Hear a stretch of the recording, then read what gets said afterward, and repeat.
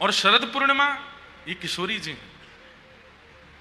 इसलिए शरद पूर्णिमा के दिन अनेक अनेक उत्सव होते हैं। वास्तव में वृंदावन श्री कृष्ण का किशोरी जी से मिलन उत्सव होता है। उस दिन शरद पूर्णिमा की चंद्रमा पूरे वृंदावन पर अपनी छांव से, अपने प्रकाश से उसे रस युक्त कर देता है। बड़े बड़े भाव हैं शरद पूर्णिमा के।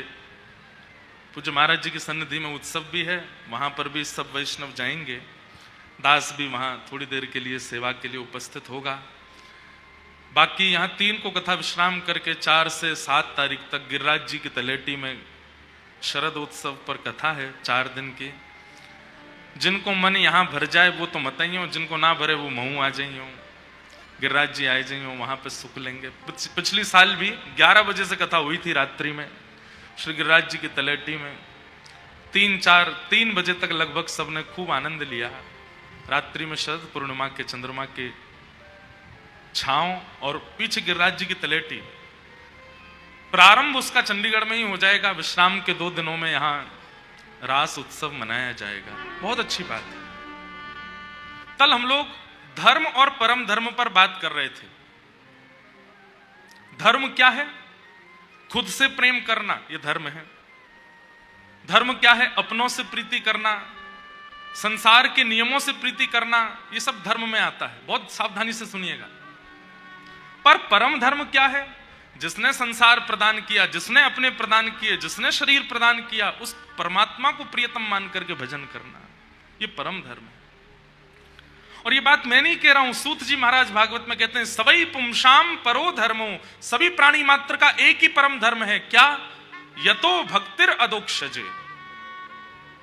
अदोक्षज भगवान की भक्ति। और कैसी भक्ति? बोले अहैतुक्य प्रतिहता, अहैतुकी भक्ति। अहैतुकी मतलब प्रेम लक्षणा भक्ति। किसी ने मुझे आज प्रश्न किया है कि भक्ति के सूत्र बताइए। 3 सूत्र हैं, विश्वास, संबंध और समर्पण। भक्ति के 3 सूत्र हैं। सबसे पहला, भरोसो दृढ़ चरणन के रो, भरोसो दृढ़ चरणन के, श्री वल्लभ नख चंद्र छटा बिन, श्री वल्लभ। इधर देखिए, कथा सुनो। सब जग माही अंधेरो, भरोसो दृढ़ चरणन के। पूज्य महाराज जी को पुनः पुनः प्रणाम। आप आशीष देने के लिए सब चंडीगढ़ वासियों को पधारे। भक्ति का पहला सूत्र क्या है? क्या है? मैं जोड़ते बोल दो। विश्वास, भरोसा। और विश्वास का मतलब क्या होता है? चाहे जीवन में जैसी परिस्थिति आ जाए, ठाकुर जी के ऊपर प्रश्न ना उठना, ठाकुर जी से कभी शिकायत ना करना, यह विश्वासी व्यक्ति का लक्षण है। बंधुओं, प्रेम का एक स्वरूप होता है। इधर देखिएगा कि सहा गया और जब प्रेमी सामने आया तो उसको बताया ना। एक होता है कि पूरे दिन सहा, पति गए थे काम पे और पूरे दिन पत्नी ने सहा, जो भी सहा, चाहे रसोई में काम करते करते कुछ सहा, सासू मां से सहा, पड़ोसी से सहा, बच्चों से सहा, जो भी सहा। शाम को जब पति घर लौट करके आए तो सब बता दिया। रसोई में ऐसा हो गया, माँ ने ऐसा किया, बच्चे ऐसे कर रहे थे, ये हो गया, सुबह से तो ये हो गया, ये हो गया। ठीक है, हम आप सब लोगों के ये स्वभाव में आ चुका है कि हम पूरे दिन जो घटना घटती है उसको इकट्ठी करते जाते हैं और फिर अपना अति प्रेमी मिलता है तो सब बता देते हैं। पर आप जान करके हैरान होंगे, ये प्रेम का स्वरूप नहीं है। प्रेम का स्वरूप क्या है? सहा गया, लेकिन जब प्रेमी आए तो मन में विचार किया 2 घड़ी के लिए आया है, अब क्या बता करके और समय गवा दूं। नहीं बताया, नहीं कहा, बस सह लिया। ये प्रेम है। 100 वर्ष बाद ठाकुर जी मिले थे किशोरी जी से कुरुक्षेत्र में। 100 वर्ष बाद ठाकुर जी द्वार पर खड़े हैं, भीतर नहीं जा रहे शिविर में, पता है कि यहां किशोरी जी बैठी हैं। और क्यों नहीं जा रहे हैं? ठाकुर जी को यह है कि कितनी शिकायतें होंगी मुझसे, कितने अपराध मैंने किए हैं, परसों की कह के गया, बरसों तक नहीं आया, 100 साल बाद किशोरी जी के सामने किस मुंह से जाऊंगा मैं? लेकिन तभी किशोरी जी कहती हैं, अरे ललिता, ये जो ब्यार हवा की चल रही है ना, या ब्यार में मोकू कन्हैया की सुगंधी आ रही है, नेक देखियो द्वार पे कहीं कृष्ण तो नहीं है। और द्वार जाकर के जैसे देखा तो ठाकुर जी खड़े थे कोने में। जैसे ही ठाकुर जी देखे, शिकायतें तो बहुत थी, कहना तो बहुत था, लेकिन भूल गए, उठ करके तुरंत गई। और 100 वर्ष पहले की श्री किशोरी जी की प्रीति में और 100 वर्ष के विरह के बाद के आज के किशोरी जी की प्रीति में तनिक अंतर नहीं है। तुरंत हाथ पकड़ करके, आओ श्याम सुंदर। बस हाँ, नेत्र नहीं मिला पा रही हैं, लेकर के आई, बैठाया। ललिता विशाखा से बोली, स्वरूप नेक रूखो रूखो लग रहा है, नेक श्रृंगार पेटी लेके आइयो। और श्रृंगार पेटी लेकर के ठाकुर जी का श्याम सुंदर का श्रृंगार कर रही है किशोरी जी। यहाँ पत्रावली बना रही, क्योंकि अब द्वारिकाधीश बन गया, पत्रावली तो करते नहीं ठाकुर जी, पत्रावली बना रही हैं। मुकुट पे मोर पिच धारण कर रही हैं, घुंघराले केशों को समेट करके सुंदर यहाँ पर एक जूड़ा जैसा बना रही हैं, पीतांबरी पहना रही हैं, इत्र लगा रही हैं, यहाँ पर कुछ जावक के चिन्ह बना रही हैं और कह रही हैं, हे श्याम सुंदर। ठाकुर जी कहना चाह रहे हैं, श्री जी मुकुट क्षमा। बोले शांत रहो, ये सब बात मत करो। किस बात की क्षमा मांग रहे हो आप? मैंने 100 वर्ष का विरह दिया आपको, 100 वर्ष तक नहीं आया मैं। किशोरी जी बोली, श्याम सुंदर, वास्तव में 100 वर्ष का अंतराल निकल गया, मैं भूल गई थी। जैसे ही आप सन्मुख आए तो ऐसा लगा कि मथुरा जाने से ठीक एक दिन पहले जो हमारी वार्ता हुई थी वो कल ही हुई थी, और उसके बाद आज आ गए हो। बीच का ये समय कहां चला गया मुझे नहीं पता। अब उसकी चिंता मत करो, उसकी चर्चा मत करो, रास करो। और किशोरी जी के साथ रास किया, इसे कहते हैं प्रेम। हम में ऐसा प्रेम नहीं है।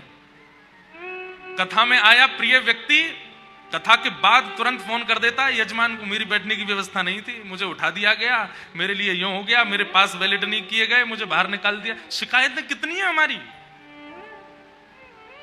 प्रेम तो वो जानो जहां व्यक्ति सहले और प्रेमी से कभी शिकायत ना करे, वो प्रेम। मीराबाई भी ऐसी, बहुत सहा मीराबाई। कहते हैं भक्तिमती मीराबाई जब थोड़ी थोड़ी सयानी होने लगी, बड़ी होने लगी, तो मीराबाई के ब्याह की चर्चा होने लगी। और एक और कारण था ब्याह की चर्चा का। आप सब लोग इधर देखो, बस कथा सुनो, कहीं मत देख। अब इसके बाद नहीं बोलूंगा मैं, बस ये अंतिम है। अब इसके बाद देखोगे तो देखो, पर आप हमें बैठ देख के सुनो कथा। मीराबाई की आयु बढ़ रही है ब्याह के लिए, इसलिए चर्चा कम हो रही है, इसलिए चर्चा ज्यादा हो रही है क्योंकि 24 घंटा कुछ करती ही नहीं है।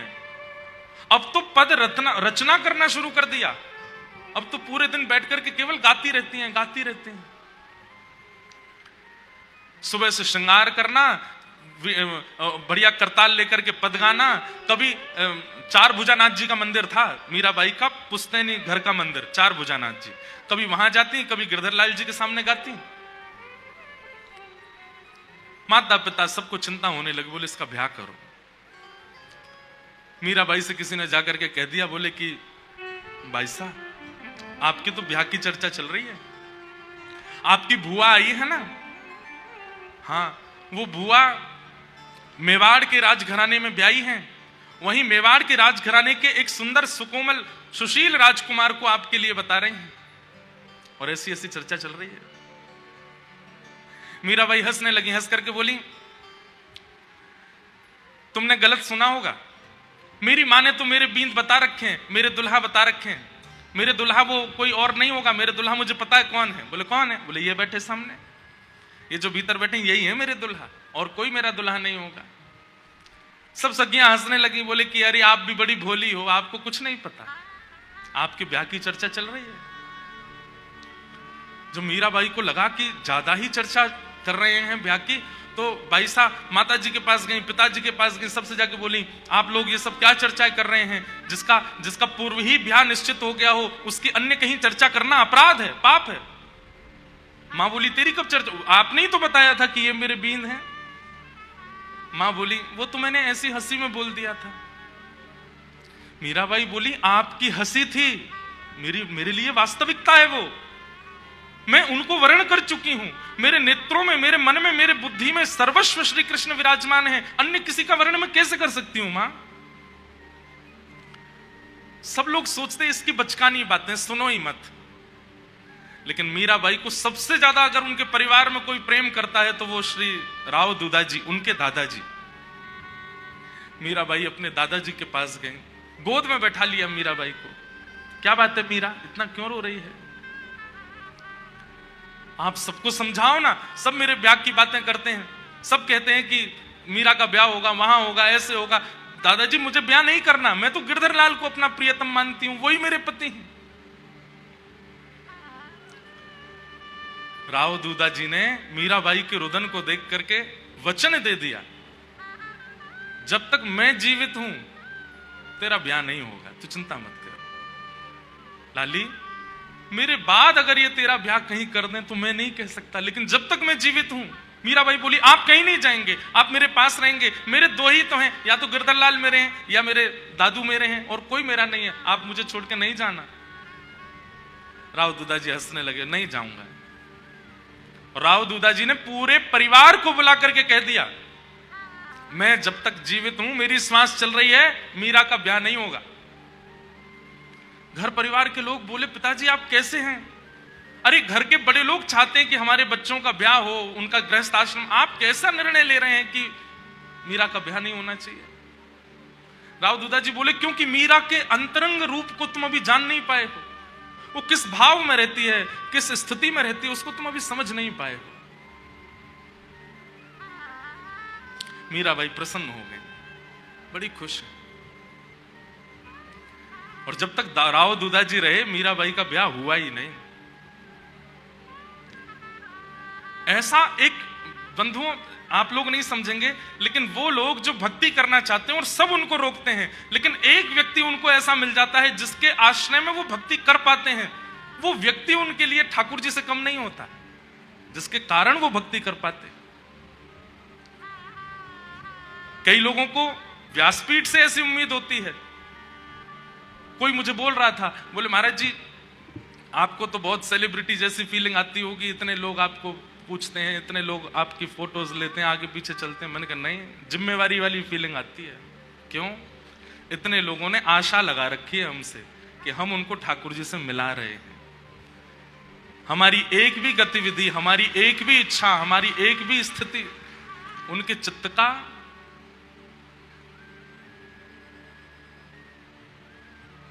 भाव विमुख कर सकती है। हम सच बताएं, हम खाते भी इसलिए हैं, सोते भी इसलिए हैं, ध्यान भी इसलिए रखते हैं कि कुछ हो नहीं जाए, नहीं तो इतने सारे लोग कथा में नहीं आ पाएंगे, नहीं सुन पाएंगे तो क्या होगा। एक व्यक्ति जब ऐसी आशा उत्पन्न कर देता है जिसकी बातें, जिसके आश्रय में रहकर के आप भजन कर सकते हैं, वो व्यक्ति ठाकुर जी से कम नहीं लगता लोगों को। आज हमारे वृंदावन के पूज्य श्री प्रेमानंद जी महाराज हैं। आज संत तो अनेक हैं वृंदावन में, और अनेक संतों के मार्गदर्शन से अनेक लोग ठाकुर जी की प्राप्ति कर रहे हैं, पर विशेष रूप से दूर दराज रहने वाले जो कभी वृंदावन को जानते नहीं थे, प्रियालाल जी का जो भाव नहीं जानते थे, आज उनकी वाणी के आश्रय में भजन कर रहे हैं। ऐसे ही मीराबाई के लिए श्री राव दूधाजी, मीराबाई बड़ी प्रसन्न है कि अब तो मेरे को कोई चिंता की बात नहीं, मेरे दादाजी हैं साथ में। इस बात से तो वो प्रसन्न रहती हैं, लेकिन ठाकुर जी के सामने बैठकर के खूब रोती हैं। क्यों? मुझे जगह जगह जाकर के अपनी रक्षा करनी पड़ रही है, और आप कैसे हो? आपकी होने वाली गृहिणी की कहीं और चर्चा चल रही है ब्याह की, और आप बैठे हुए हो। अरे कोई सामान्य संसार का जीव होता और उसका ब्याह पक्का हो गया होता और उसकी गृहिणी की कहीं और चर्चा होती, वो लड़ लेता, पूरे परिवार के सामने आगे खड़ा हो जाता, और आप पूरे दिन ऐसे खड़े रहो। अरे क्यों नहीं आते हो? आकर के क्यों नहीं सबको बताते हो? मीराबाई व्याकुल हो गई। अब उनके चित्त में इच्छा होने लगी कि मैं वृंदावन जाऊं, क्योंकि कन्हैया वहीं बैठते हैं, वहीं बसते हैं। मीराबाई के चिंतन में ठाकुर जी कोई परमात्मा नहीं जो बादलों के ऊपर रहते हैं। मीराबाई के चिंतन में ठाकुर जी भगवान नहीं है। मीराबाई के चिंतन में ठाकुर जी साक्षात हैं, प्रत्यक्ष हैं और वृंदावन में रहते हैं, यमुना तट पर बंशी बजाते हैं। उनको पता है। मीराबाई सुबह उठते ही अपनी सखियों से यही चर्चा करती हैं, अभी देखो सूर्योदय हो रहा है। बोले हाँ, अभी लाला उठे होंगे, आंख मीट रहे होंगे अपनी, यशोदा मैया से कह रहे होंगे मुंह को माखन खवाओ। मैया मक्खन बिलो रही होगी, मक्खन निकाल के खवावेगी। बाकी बात फिर गौशाला जामेंगे, दूध पीवेंगे, फिर कन्हैया ऐसो करेंगे, फिर कन्हैया। वो उसको पास्ट टेंस में नहीं देखती हैं कि कभी हुई है लीला, वो कहती हैं अभी भी हो रही है वृंदावन में।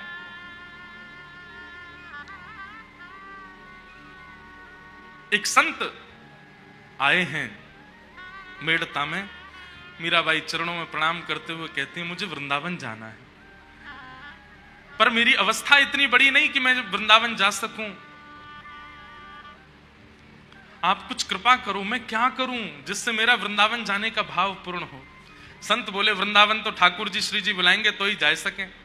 बोले मैं रोज तो कहती हूं पर मुझे बुला नहीं रहे हैं। तब उस संत ने एक युक्ति बताई। बोले मीरा, तुम पत्र लिखा करो और पत्र लिख करके वृंदावन जाने वाले, तुम्हारे यहां इतने संत आते हैं, कोई ना कोई वृंदावन जाता है, उनके हाथ अपना पत्र भिजवा दिया करो, वृंदावन तुम्हारा पत्र पहुंच जाएगा।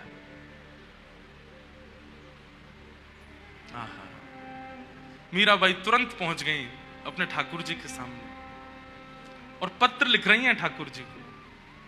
आज तक कभी पत्र नहीं लिखा है, केवल बात की है, लेकिन पहली बार पत्र लिख रही हैं मीराबाई। और जैसे ही पत्र लिखने के लिए बैठी हैं, एक के बाद एक, एक के बाद एक के बाद एक खाली पन्नों को फाड़ती जा रही हैं। बस थोड़ी स्याही चलती है, उसके बाद फाड़ देती हैं।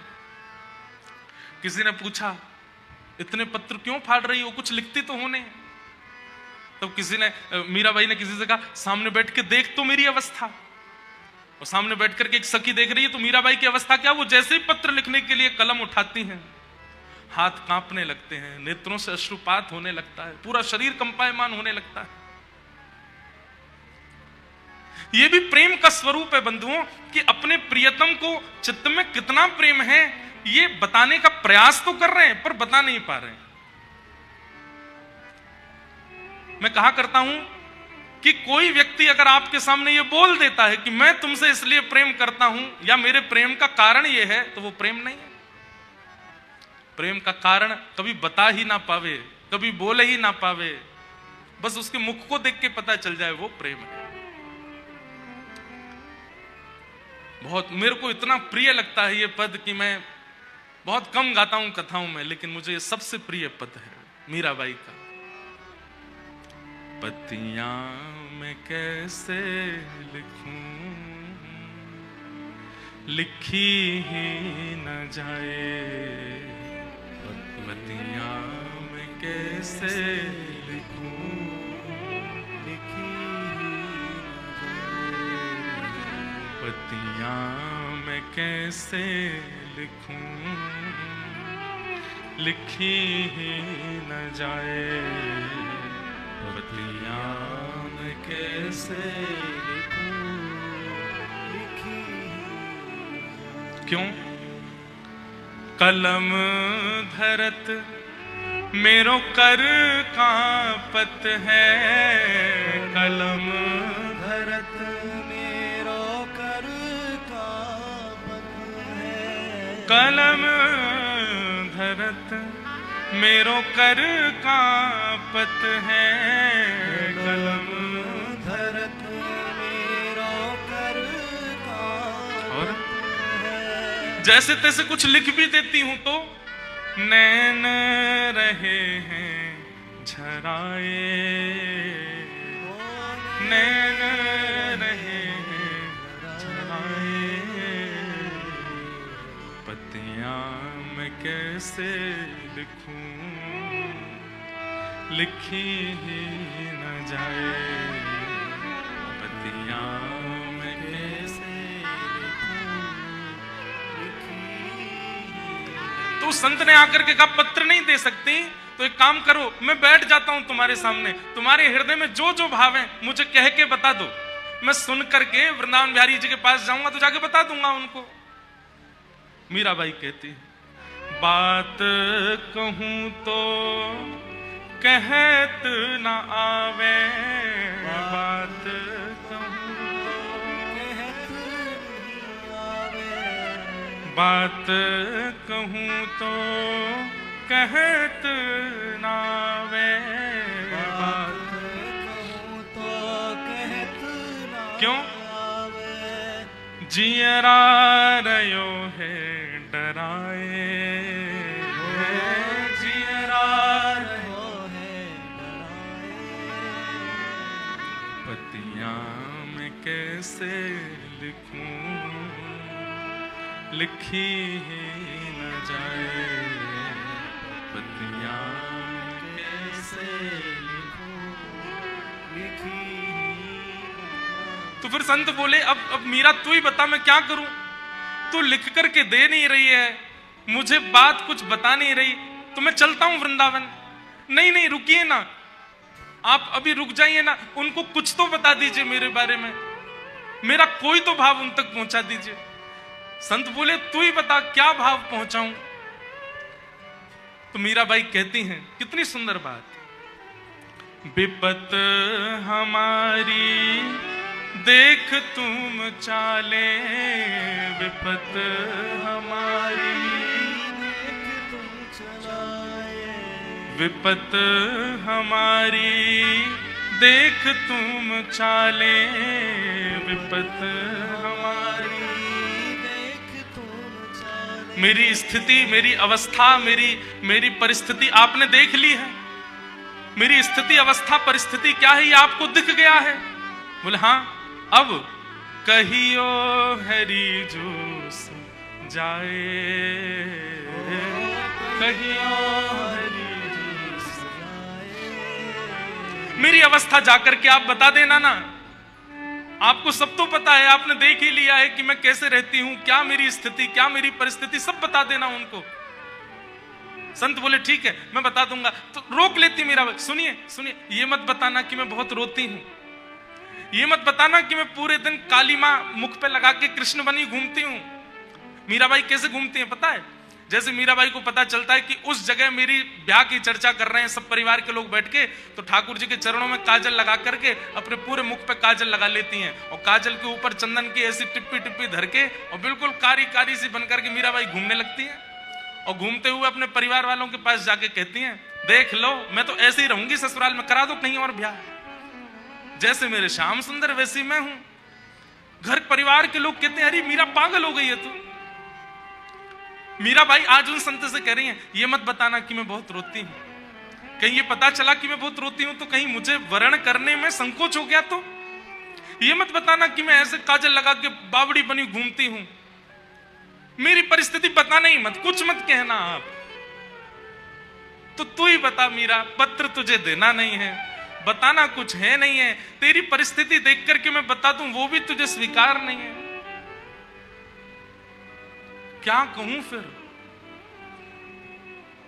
मीरा के प्रभु गिरधर नागर, मीरा के प्रभु गिरधर। एक बात कह देना बस, मैं जैसी हूं, मेरी परिस्थिति जैसी है वो मुझ तक ही रहने दो, उनको मत बताना। बस उनसे एक बात कह देना मेरे हृदय की, क्या? मीरा के प्रभु गिरधर नागर, मीरा के प्रभु गिरधर नागर, चरण कमल रखाए, चरण कमल रखाए। वो बस मुझे अपने चरणों में रख ले, मेरी परिस्थिति, मेरी अवस्था, मेरी व्यवस्था, मेरा स्वभाव कुछ मत बताना उनको, मेरा विरह कुछ मत बताना। छोटे लाला हैं, डर जाएंगे वो, इतनी व्याकुल मेरी स्थिति है, ये सब आप उनको जाके बताएंगे वो चिंता करेंगे, मत बताइएगा उनको कुछ। बस एक बात कह देना, क्या? राजस्थान में राव दूधा जी के परिवार की एक लाली है मीरा, उसको केवल अपने चरणों में वास दे दे और कुछ नहीं चाहिए। पतियां मैं कैसे लिखूं, लिखी ही न जाए, पतियां मैं कैसे लिखूं, लिखी। अरे कहां तक कहें, जो संत आते हैं ना मीराबाई के पास, वे अपना वृंदावन जाना 6-6 महीने तक टाल देते हैं मीरा की स्थिति देख करके, कि वृंदावन में भी वो सुख नहीं मिलेगा जो हमें मीरा की अवस्था देख करके मिल जाता है, मीरा की स्थिति देख करके मिल जाता है। सहना और कभी कहना नहीं, ये प्रेम का स्वरूप है। हम आप सब लोग ये नहीं जानते, और कहीं अगर हमने सहा भी और मन में विचार कर लिया कि कहना नहीं है, कहना नहीं है, कहना नहीं है, तो हम रह ही नहीं पाएंगे। हम इतने व्याकुल और इतने विचलित हो जाएंगे कि हमारे मुख से वो बात निकल ही जाएगी। सहना और कुछ ना कहना, ये प्रेम का स्वरूप है। मेरा उद्देश्य आप कहीं प्रताड़ना पे मत ले जाना, कोई और दूसरी चीजों पे मत ले जाना। सहना मतलब विरह, सहना मतलब अपने प्रियतम के, ठाकुर जी की स्मृति में जो विरह होता है उनको सहना, और कभी कहना नहीं। वो प्रेम है मीराबाई का ऐसा प्रेम। मीरा के प्रभु गिरधर नाथ, मीरा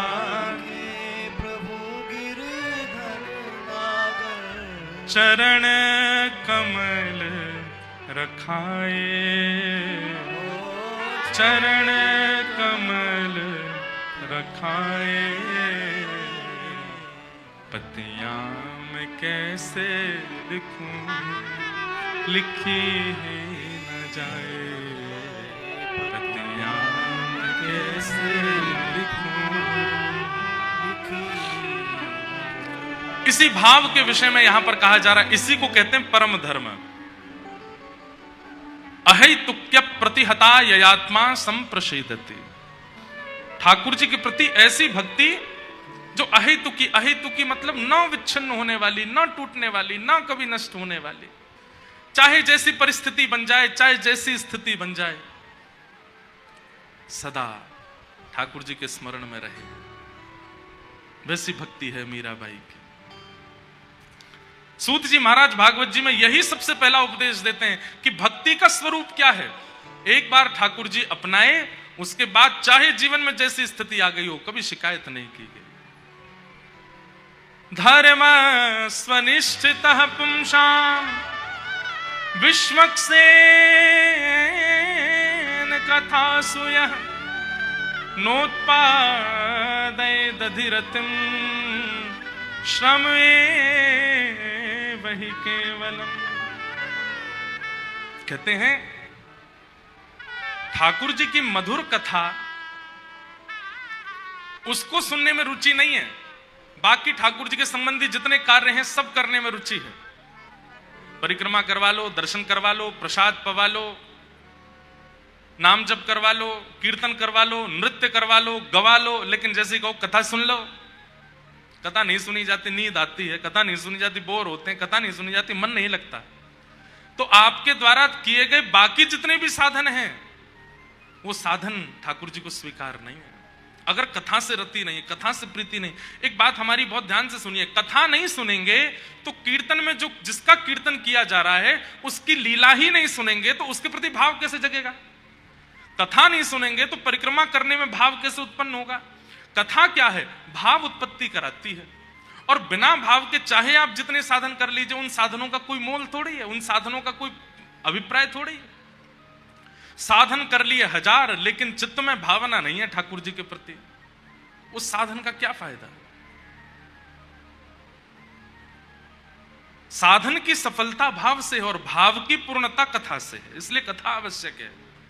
यहां तो ये तक कहते हैं कि आपके द्वारा किए गई एकादशी, आपके द्वारा की गई जितने भी साल भर के व्रत हैं, वो भी ठाकुर जी अस्वीकार कर देते हैं यदि कथा में रति नहीं होती है तो।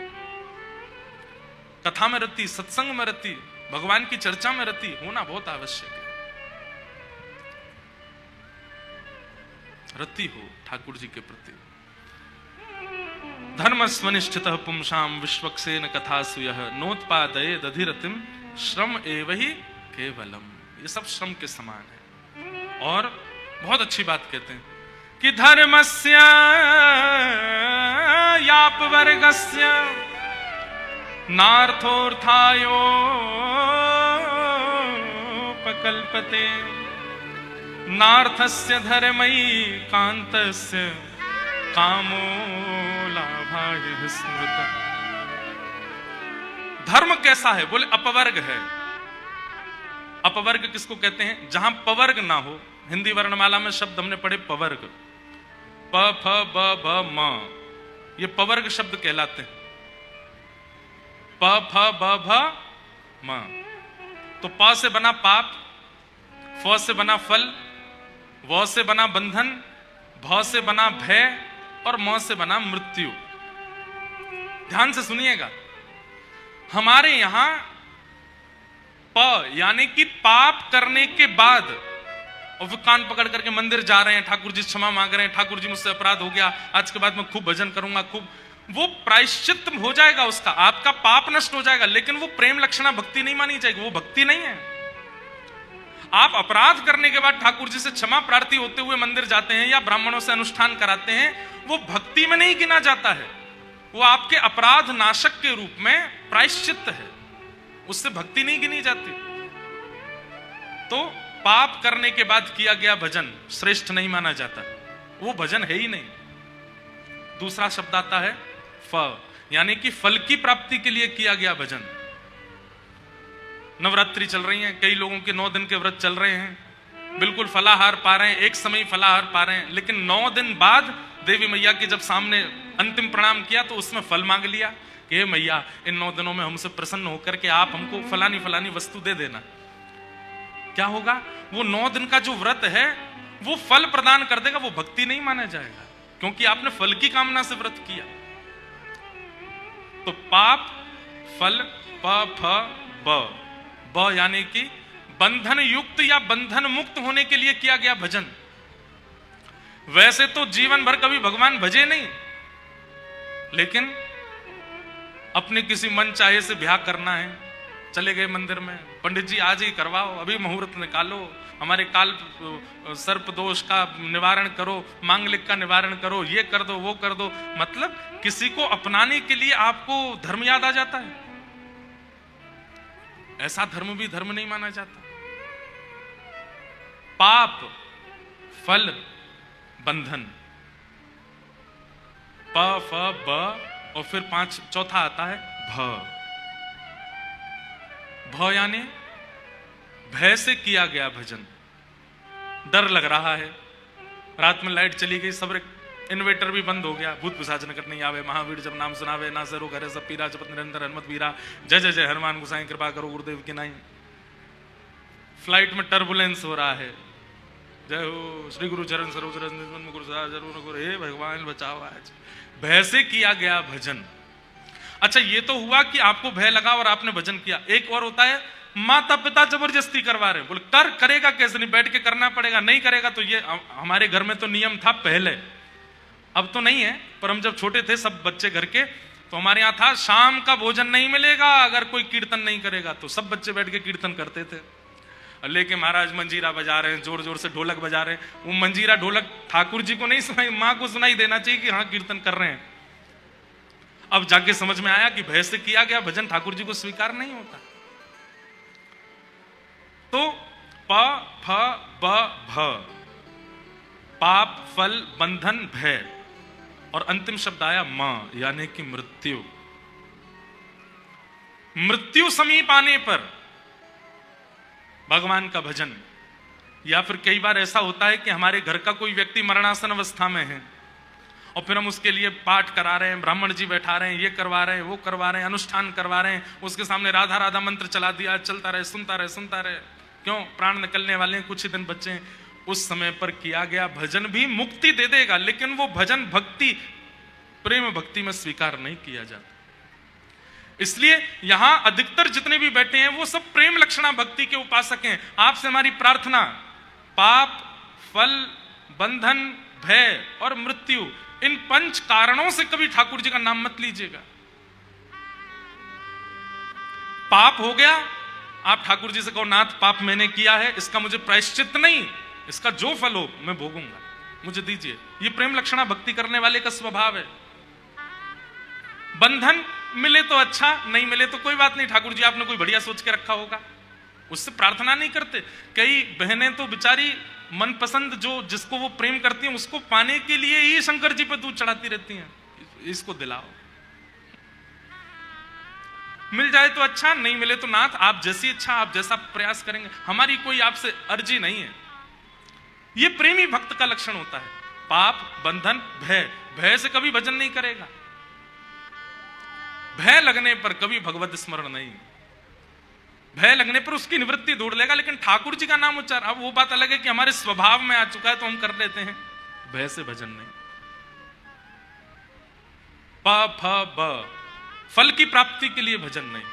चाहे दुनिया की कैसी भी वस्तु हो, मेरे भाग्य में होगी तो मुझे मिलेगी, मैं उसके लिए यत्न नहीं करूंगा, मेहनत करूंगा, परिश्रम करूंगा, दिन रात एक करके कमाई करूंगा, सब करूंगा, पर उसके लिए ठाकुर जी से प्रार्थना नहीं करूंगा, हे बिहारी जी हमें ये दे दो, हे बिहारी जी हमें ये दे दो। हमने अपनी कथा में फल प्रदान करने वाले भजन गाने बंद कर दिए। फल मांगना ही नहीं है ठाकुर जी से। ठाकुर जी आपके सामने खड़े हैं, यही एक फल है, आपके पूर्व जन्म के कर्मों का फल है कि आप उनके सामने खड़े हो, आप उनका नाम उच्चारण कर रहे हो। उसके बाद उनसे फल क्या मांगना? फल से तो रस मांगा जाता है। सामने खड़े हैं, उस रस का आस्वादन करें। और मां यानी कि मृत्यु, मृत्यु से भयभीत होकर के भजन नहीं।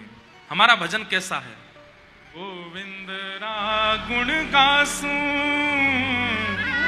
राणा जी रूठे तो मने खाए करसी, मैं तो गोविंद रा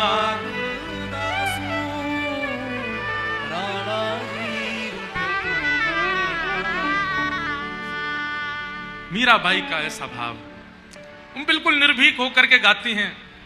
बोले राणा जी रूठ जाए। राणा कौन था पता है? मीराबाई का देवर। कल की कथा में वो विस्तार आएगा उसका। तो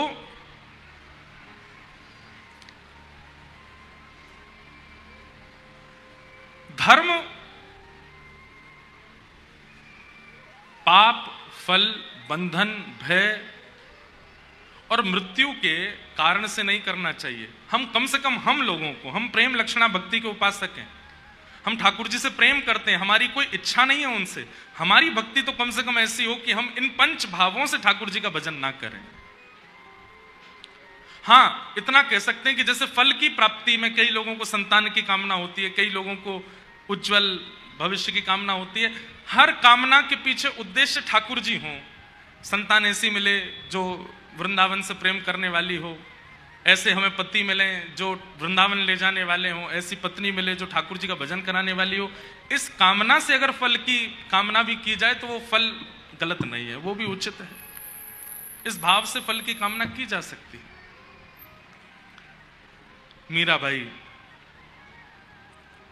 प्रेम से ठाकुर जी की सेवा करती हैं। आज जन्माष्टमी आ रही है बंधुओं। पहली बार मीराबाई को ठाकुर जी का दर्शन कब हुआ? सुनो, हर साल मीराबाई पूरे कल मैंने बताया था ना कि मीराबाई के ठाकुर जी जहां विराजते थे उसका स्थान का नाम क्या था? श्याम कुंज। श्याम कुंज में मीराबाई विराजमान रहती हैं और मीराबाई के श्याम कुंज में प्यारे गिरधर लाल जी आनंद सो विराजते। श्री राधा रमण लाल की जय। परमानंद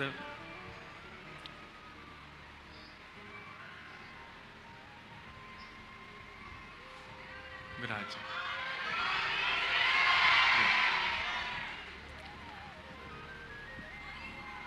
जय। परमानंद प्यारे श्री राधा रमण लाल नित्य कृपा कर रहे हैं। कल भी श्री राधा रमण लाल जी की कृपा हुई। आचार्य चरण श्री गोस्वामी जी महाराज पधारे और आज हमारी तो भाभी हैं, पूजा भाभी माँ पधारी हैं। बहुत बहुत अभिनंदन। और हम स्वागत क्यों करें? चंडीगढ़ तो आपका है, आप हमारो स्वागत करो।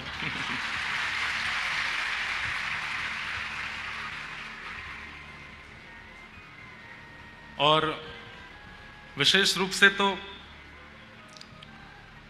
महाराज जी हमारे बड़े भैया के समान हैं, बड़े भैया ही हैं, तो भैया की ससुराल के संग संग छोटे वार इनकी ससुराल है जाए तो उस नाते से तो चंडीगढ़ में हमारा आतिथ्य होना चाहिए, स्वागत होना चाहिए। पर आज कृपा करके आपका आगमन हुआ, बहुत बहुत समस्त श्रोताओं की ओर से व्यास मंच से भाभी माँ को बारंबार प्रणाम, खूब खूब स्वागत, अभिनंदन। आपके प्रकल्प, आपके भाव सबसे छुपे नहीं हैं, सबके युवाओं के हृदय में प्यारे राधारमण लाल जी की मधुर भावना, मधुर सेवा, मधुर शास्त्रों को आप अपने भाव से स्थापित कर रही हैं, आपको बारंबार प्रणाम। मैं तो गोविंद रा गुण गासूं, राणा जी रूठे तो मने खाए करसे, चरणामृत रा नेम हमारा, चरणामृत रा नेम हमारा। मैं तो नित उठ दर्शन जासूं, मैं तो नित उठ दर्शन जासूं। हे राम नाम रा जहाज चला स्या, राम नाम रा जहाज चला स्या। हे कृष्ण नाम रा जहाज चला स्या, मैं तो भव सागर तर जासूं, मैं तो भव सागर तर जासूं। ओ मीरा के प्रभु गिरधर नागर, मीरा के प्रभु गिरधर नागर। हाँ मीरा के प्रभु गिरधर नागर, हो मैं तो निरख परख गुण गासूं, मैं तो निरख परख गुण गासूं।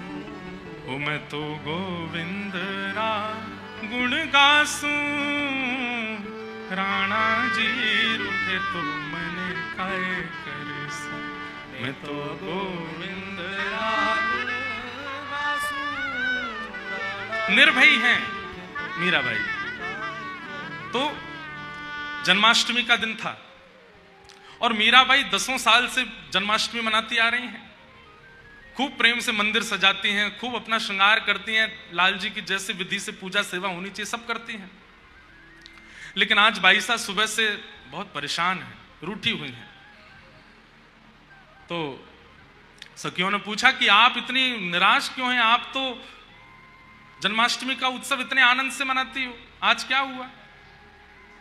तो मीराबाई कहती हैं हमेशा मैं ही मनाती रहूं, ये तो कभी आते नहीं, ये तो कभी आते नहीं है। अरे जब इतनी सजावट हम करते हैं, इतना प्रेम से हम श्रृंगार करते हैं, इतने भाव से हम सब व्यवस्था करते हैं, ये क्यों नहीं आते हैं? इनको भी तो आना चाहिए। तो किसी सखी ने कह दिया आज पता नहीं क्यों मन में ऐसा लग रहा है बाईसा आज ये आएंगे, आज ये आएंगे। तो बाईसा का स्वभाव ऐसा है, और बंधुओं हर प्रेम लक्षण भक्ति वाले का ऐसा स्वभाव हो जाता है, उसको किसी के द्वारा कहे गए शब्दों में छल कपट झूठ का अनुभव नहीं रहता।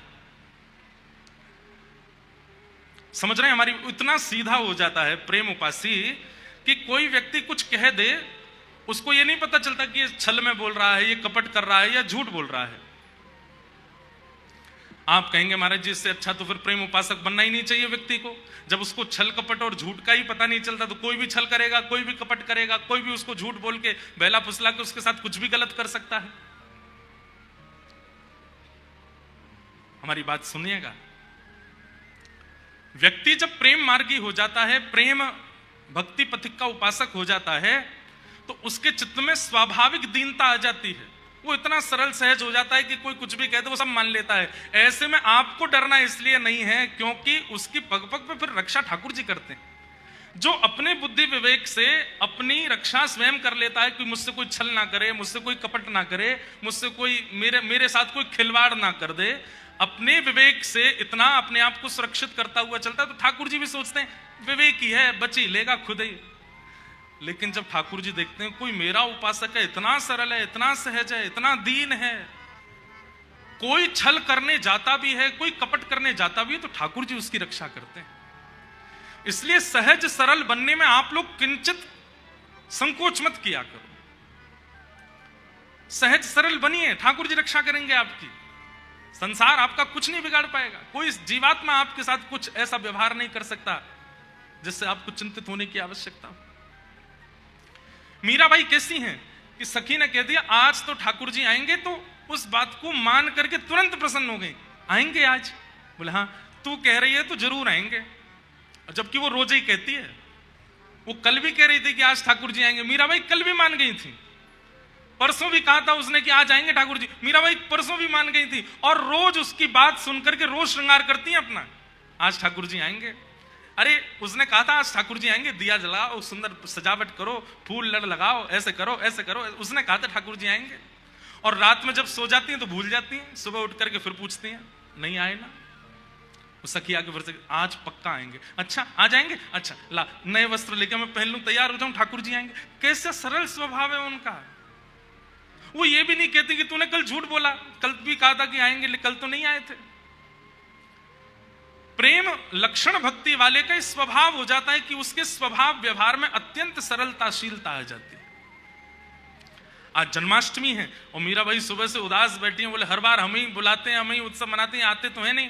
और सखी ने कह दिया आ जाएंगे।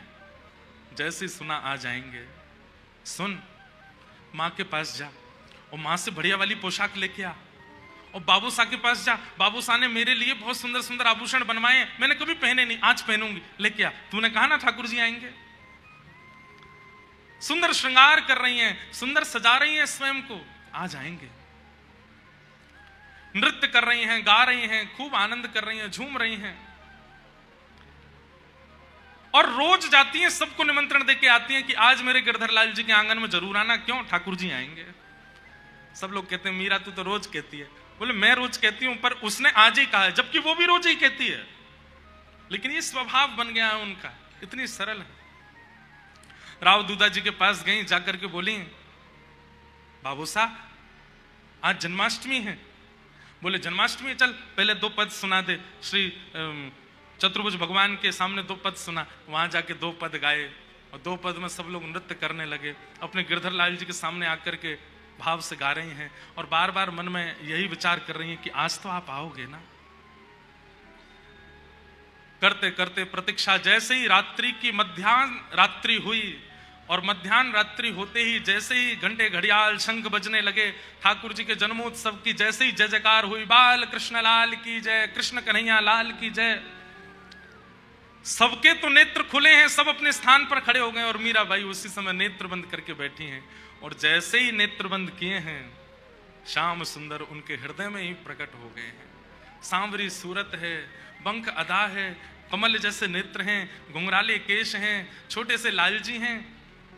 और मीराबाई से कह रही हैं एरी तू तो रोज यूं सोचा कि मैं तो आऊंगो ना, मैं तो आऊंगो ना, देख मैं तो आए गयो, अब तो को भरोसा है क्यों ना कि मैं तेरे पास आऊंगो।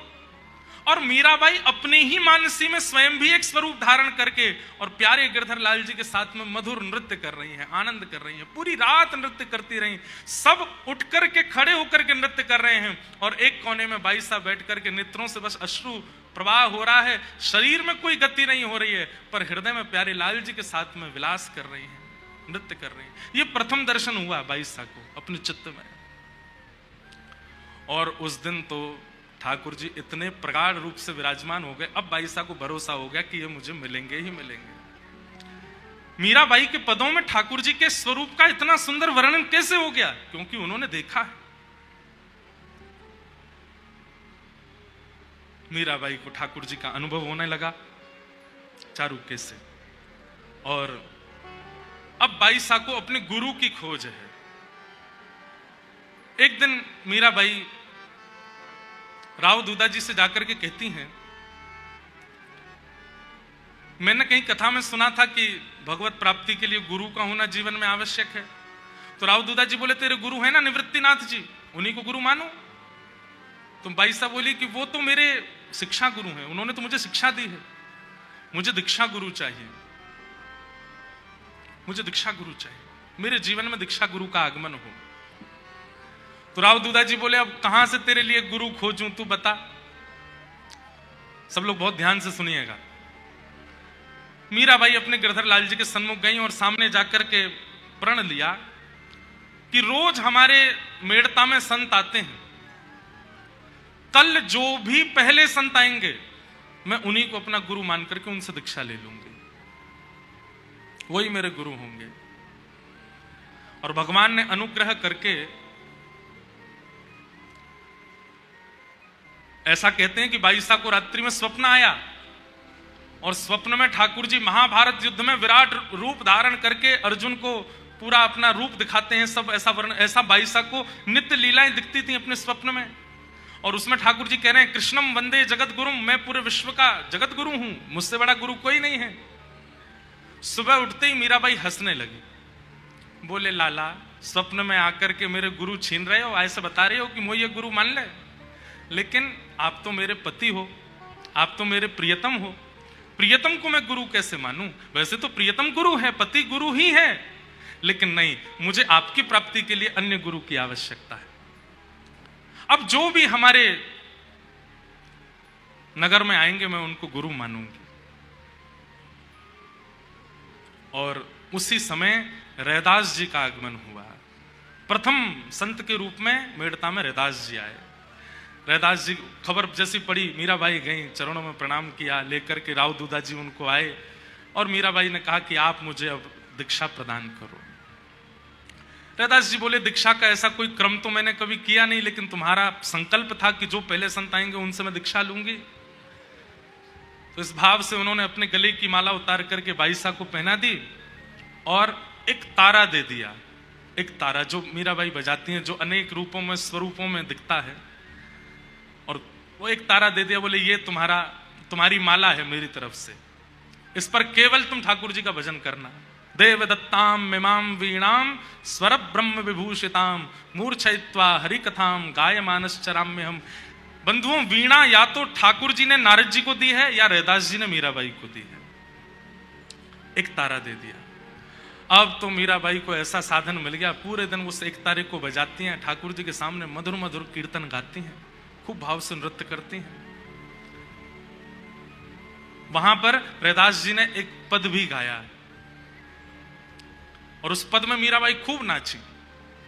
तब से मीराबाई वो एक तारा लेकर के रहने लगी।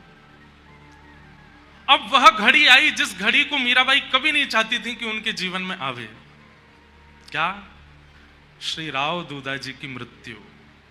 मीराबाई के दादाजी, जिन्होंने कहा था कि जब तक मैं जीवित हूं मीरा का ब्याह होने नहीं दूंगा मैं, लेकिन ठाकुर जी कुछ भी हमारे अनुकूल रहने नहीं देते। बड़े खेलते हैं महाराज, जहां हमको लग रहा हो ना कि ऐसे चलने पर हमारा सब बढ़िया चलेगा, तो ठाकुर जी का भी स्वभाव है कि उसमें कुछ विपरीत किया जाए, अब थोड़ा सा इसके साथ खेला जाए।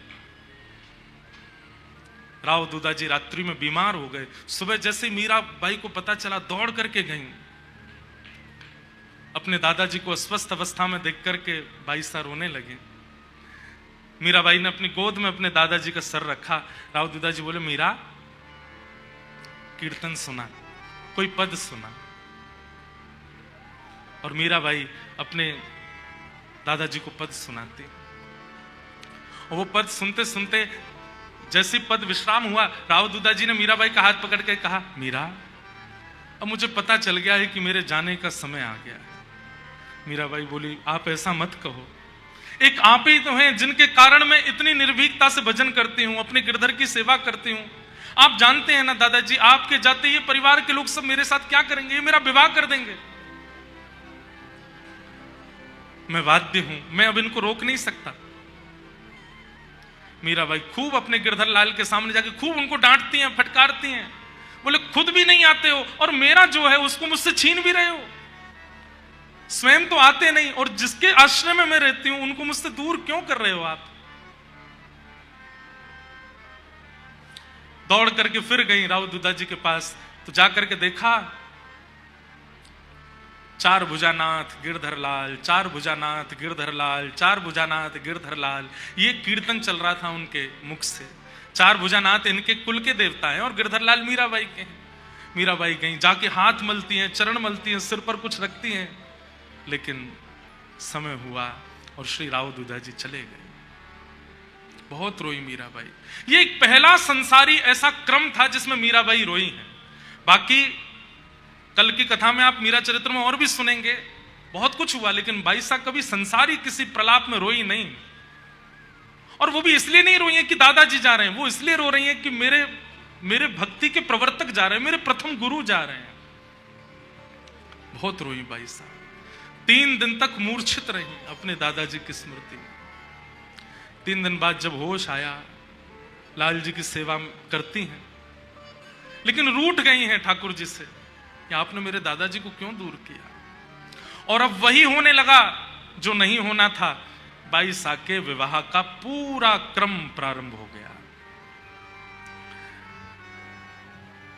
जो आपके परिवार की बुआ थी, उन्होंने मेवाड़ में जाकर के ऐसी योजना बनाई कि मैं कुछ दिनों के लिए अब मेड़ता जा रही हूं, मुझको लिवाने के लिए, वापस बुलाने के लिए भोजराज को ही भेजना, जिससे मीराबाई का विवाह निश्चित होना है।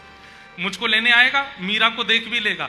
गुण सुनकर के, स्वभाव सुनकर के तो परिवार के लोग राजी हो ही गए थे कि हमको मीरा पसंद है, हम ब्याह कर लेंगे, लेकिन एक बार देख भी लो और ये मुझको लेने आएगा, इस बहाने से मीरा को देख लेगा तो और कार्य सिद्ध होगा। मीराबाई जानती थी। आज माँ ने सुबह आकर के कहा, मीरा थोड़े अच्छे से कपड़े पहन लो, थोड़े अपने केश संवार लो और थोड़ा व्यवस्थित रहना। क्यों? आज ऐसा क्या है, आज क्यों व्यवस्थित रहना? बस कह रही हूं ना, व्यवस्थित रहो। मीराबाई समझ गई कि कोई, अब दादाजी तो नहीं है, अब ये लोग मानेंगे नहीं। भाई साहब बोली, हाँ मैं श्रृंगार करके आती हूं। एकांत में गई, ठाकुर जी की तरह काली काली यहां पर पूरे काजल लगाए आई, यहां पर सुंदर मोटी मोटी बिंदी धरे आई, सिर पर मोरपुच्छ जैसा धारण कर लिया और बिल्कुल बैरागन जैसा भेष। जिन भेषा मारो सांवरो रीछ है, मैं सो ही भेष धरूंगी बाला, मैं बैरागन हूं। आ गई भाई साहब। घर परिवार के लोग देखे, अरे राम राम, ये क्या करके आई है, कैसे बन के आई है? बोले मैं तो ऐसे ही रहूंगी, चाहे आपको जैसा लगे। बाईसा की माँ ने सब सखी जो बाईसा के साथ रहती उनको कहा, इसका मुंह धुलवा देना और इसको थोड़ा ठीक कर देना, वो आ रहे हैं भोजराज, देखेंगे। सब ने कहा, लेकिन बाई साहब पे कहां, वो तो ठाकुर जी के सामने बैठी है, लड़ रही हैं ठाकुर जी से, देख लो। क्यों नहीं बताने आते हो संसार को कि आप मेरे हो, मैं आपका वर्ण कर चुकी हूं? अरे ये एक कैसा संबंध है जहां पर पत्नी को बार बार पति के सामने आकर के प्रार्थना करनी पड़ती है कि आकर के सबको बताइए कि मैं आपकी हूं। आज कोई और आ रहा है और आकर के मुझे देखेगा, मेरे साथ वर्ण करेगा, मुझसे विवाह की योजना बनाएगा, ये सब सुनकर के आपको पीड़ा नहीं होती? मीराबाई के भाई जयमल से उन्होंने कहा, सुन, वो भोजराज आएंगे, उनको पूरे नगर में घुमाना, लेकिन यहां शाम कुंज में लेके मत आना। ठीक है। मीराबाई बैठी हैं ठाकुर जी के सामने, बैठ करके सुंदर भाव गा रही हैं और उसी समय भोजराज का आगमन हुआ।